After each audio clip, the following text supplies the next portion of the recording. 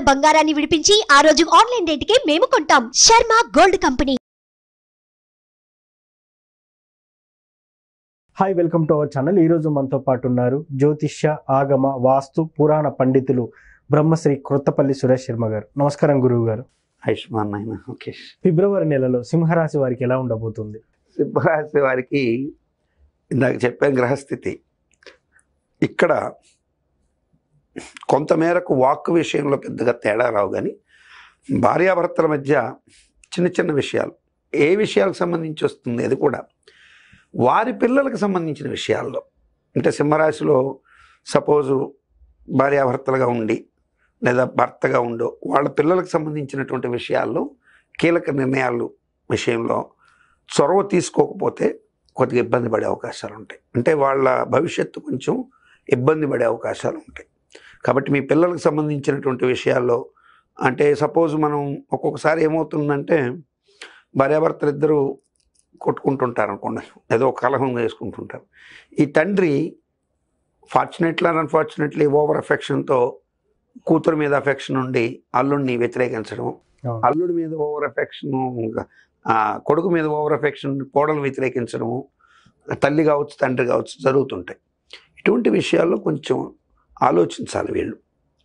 అసలు అక్కడ జరుగుతున్నది ఏమిటి, అక్కడ ఎలాంటి సిచ్యుయేషన్స్ ఉన్నాయి, ఏ విషయం మీద ఈ డిస్కషన్ వస్తుంది, దీనికి మూలం ఏంటి అనేది ఎతికి దానికి ఒక ఎండ్ కార్డు వైపుకి ప్రశాంతంగా వెళ్ళడానికి ప్రయత్నం చేస్తే మంచి శుభాలు జరిగే అవకాశాలు ప్రస్ఫుటంగా ఉంటాయి. ఎందుకంటే గురు దృష్టి ఉంది కాబట్టి, గురువు శని చేత ప్రభావితుడవుతూ భార్య స్థానంలో ఉన్నాడు కాబట్టి భార్య చెప్పిందని భర్త ఏదో ఉగ్రంగా నిర్ణయాలు తీసుకోకూడదు పిల్లల విషయంకి. అట్లాగే భర్త చెప్పాడని భార్య నిర్ణయాలు తీసుకోకూడదు. బోత్ ఇద్దరు కలిసి తీసుకునే నిర్ణయం పిల్లలకు సంబంధించిన విషయాల్లో మ్యాక్సిమం ట్రాన్స్పరెన్సిటీ ఉండడం అనేది తప్పనిసరిగా చూడాల్సిన అవసరం ఉంటుంది. అండ్ ధనస్థానాధిపతి బుధుడు కాబట్టి ఫైనాన్స్ మాత్రం కొంత అందుతుంది. కొన్ని రుణాలని రీషెడ్యూల్ చేసుకోగలుగుతారు, కొన్ని అప్పులను తీర్చుకోగలుగుతారు. స్థిరాస్తి క్రయ విక్రయాలకు సంబంధించి ఇష్టం ఉన్నా లేకపోయినా కొన్ని ప్రాపర్టీలు అమ్ముకోవాల్సిన పరిస్థితి ఏర్పడుతుంది, లేదా తాకట్టు పెట్టాల్సిన పరిస్థితి ఏర్పడుతుంది. అట్లాగే ముఖ్యంగా స్త్రీ సంతానికి సంబంధించి కొంచెం మానసిక సమస్య ఉండే అవకాశాలు ఎక్కువ ఉంటాయి. స్త్రీలకు సంబంధించిన వ్యవహారాల్లో నిర్ణయాలు తెగుగా తీసుకోలేని పిరికితనం కమ్మే అవకాశం ఉంటుంది. అంటే సపోజు అమ్మాయి బాధపడుతుంటుందని తెలుసు, అవును, కానీ అల్లుడు ఎక్కడ మళ్ళీ ఇంకా క్రోధం అయిపోతాడో అని కొన్ని విషయాల్లో మనం గట్టిగా మాట్లాడాల్సిన చోట మౌనంగా ఉండడం వల్ల కూడా ఇబ్బంది పడే అవకాశాలు ఉంటాయి సింహరాశిలోని మగవారికి.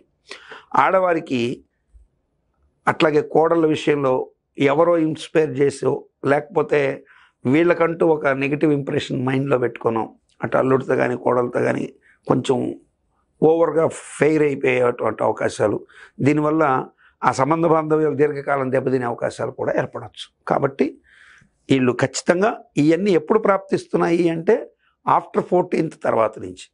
కాబట్టి 14th తర్వాత ఈ డెసిషన్స్ అన్నీ కూడా మోస్ట్లీ పాజిటివ్ వేలో వెళ్ళడానికి ట్రై చేయాలి. వీళ్ళు దేవి ఖడ్గమాల స్తోత్రం, ఎందుకంటే సింహరాశికి అష్టమంలో ఉంటాడు ఎవరు, రాహు. అష్టమే వ్యాధికర్తాచ. మన వాళ్ళు ఏమనుకుంటారంటే రాహు వ్యాధికర్తాచ అంటే మనకు వ్యాధులు వస్తాయి. వ్యాధి రావడం అనేది శారీరక వ్యాధి కాదు, మానసికంగా కూడా నలిగిపోవడం వ్యాధి. అవును. సో రాహు 2వ ఇంటిని చూస్తున్నాడు. అక్కడ చంద్రుడు మంత్ ఎండింగ్లోకి రాబోయే ముందు ఆయన తిరిగే ప్లేసెస్ అన్నీ కూడా చూస్తే రాహుని టచ్ చేసి రావడం కానీ ఇవన్నీ చూసినప్పుడు, సూర్యుడి యొక్క ప్రభావం కూడా చూసినప్పుడు ఖచ్చితంగా మానసికమైనటువంటి ఉగ్రత. ఎందుకంటే చంద్రుడు అండ్ రాహుకేతువుల చేత కొంత నలపబడిపోతాడు, కలిసినందువల్ల ఇబ్బంది పడతాడు.